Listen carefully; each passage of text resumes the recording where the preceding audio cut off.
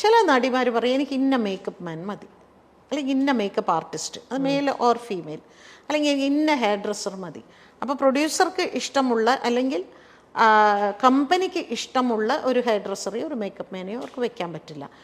അങ്ങനെ നോക്കുകയാണെങ്കിൽ എല്ലാവരും പ്രമുഖരാണ്, എല്ലാവരും അവരവർക്ക് ആവശ്യമുള്ള ആളുകളെയാണ് അവർ ചൂസ് ചെയ്തുകൊണ്ടിരിക്കുന്നത്. എനിക്ക് ഇന്ന കോസ്റ്റ്യൂമർ മതി, അവരാണ് എനിക്ക് കറക്റ്റായിട്ട് കോസ്റ്റ്യൂം ഡിസൈൻ ചെയ്ത് തരുന്നത്.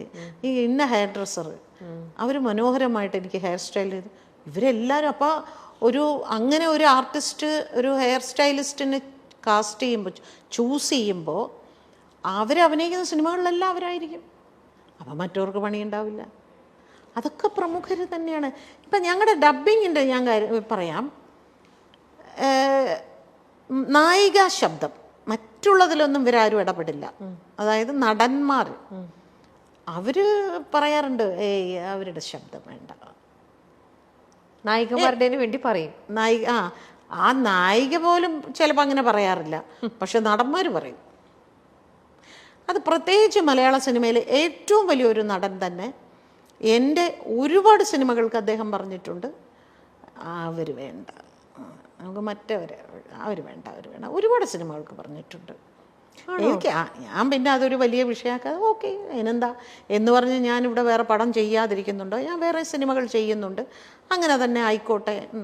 അതൊക്കെ നമ്മൾ ഈസി ആയിട്ട് ഇതിൻ്റെ ഒരു ഭാഗമായിട്ട് എടുക്കുക, അത്രയേ ഉള്ളൂ. അതിനൊന്നും നമ്മൾ കൊടി ഉയർത്തി ഇതിൻ്റെ പിന്നാലെയൊന്നും പോയിട്ടൊന്നും ഒരു കാര്യമില്ല. ആ നായികയ്ക്ക് വേണ്ടിയിട്ടാണ് ചേച്ചി ഇവിടെ ശബ്ദം കൊടുക്കുന്നത്. നായികയ്ക്ക് അവിടെ ഒരു വോയിസും ഇല്ല. ആ സിനിമയിലെ നായകനാണ് തീരുമാനിക്കുന്നത് ആരാർക്ക് എന്ത് ശബ്ദം കൊടുക്കണം എന്നുള്ളത്. അപ്പൊ അതൊരു പവർ ഗ്രൂപ്പിന്റെ ഓരോ ഇതെന്ന് പറയുന്നത് തന്നെ പവർ ഗ്രൂപ്പ് ഒക്കെ ഉണ്ട്. അതില്ല എന്ന് പറഞ്ഞാൽ ഞാൻ സമ്മതിക്കില്ല. ഓക്കെ, പവർ ഗ്രൂപ്പിൽ സ്ത്രീകളുടെ റോള് താരതമ്യേന കുറവാണ് എന്നുള്ളതേ ഉള്ളൂ. കയറി നിൽക്കുന്ന തീർച്ചയായിട്ടും പുരുഷന്മാർ തന്നെയാണ്. ഈ സ്ത്രീകളാണെങ്കിൽ പോലും, സ്ത്രീകൾക്ക് ഇപ്പൊ ചേച്ചി പറഞ്ഞു പുരുഷന്മാരെ നായകനെ ഡിസൈഡ് ചെയ്യാനുള്ള ഒരു പവർ അവർ അല്ലെങ്കിൽ ഒരു വോയിസ് ഉണ്ടാവില്ല. എന്നിരുന്നാൽ കൂടെ അവരുടെ കൂടെ അഭിനയിക്കുന്ന ബാക്കി കോ ആർട്ടിസ്റ്റുകൾ അവരാരൊക്കെ വേണം, അല്ലെങ്കിൽ എനിക്കിപ്പം ഒരാളുമായിട്ട് എനിക്ക് വലിയ താല്പര്യമില്ല, അപ്പൊ എൻ്റെ സിനിമയിൽ അവരാണ് എൻ്റെ സിസ്റ്ററായിട്ടോ എൻ്റെ ഫ്രണ്ടായിട്ടോ വരുന്നതെങ്കിൽ അങ്ങനെയും അവരവിടെ ചെയ്യിക്കാറുണ്ട് അല്ലേ? ഞാൻ വരണമെന്നുണ്ടെങ്കിൽ ആ കുട്ടീനെ ആ സിനിമയിൽ വെക്കാൻ പാടില്ല അല്ലേ? നമുക്കറിയാം പണ്ടൊക്കെ നമ്മൾ പ്രേം നസീർ സാറിൻ്റെ കാലത്തൊക്കെ നസീർ സാറ് ഷൂട്ടിംഗ് സെറ്റിൽ പോയിരിക്കുമ്പോഴാണ് ഓരോ ആർട്ടിസ്റ്റിന് ഇതിലേത് കഥാപാത്രമാണ് ചെയ്യുന്നത് എന്ന് സാറ് ചോദിക്കുമ്പോഴാണ് സാറിന് അറിയുന്നത് സാറിൻ്റെ അനിയത്തിയായിട്ട് അവരാണെന്ന്. ഇന്നങ്ങനെയല്ല. ഇന്ന് ഇവർ പറയും എൻ്റെ അനിയത്തി ആരാകണം, എൻ്റെ ചേച്ചി ആരാകണം, എൻ്റെ അമ്മ ആരാകണം, എൻ്റെ കാമുകി ആരാകണം, ഇതെല്ലാം അവർ പറയുന്ന അനുസരിച്ച് തന്നെയാണ് പോകുന്നത്.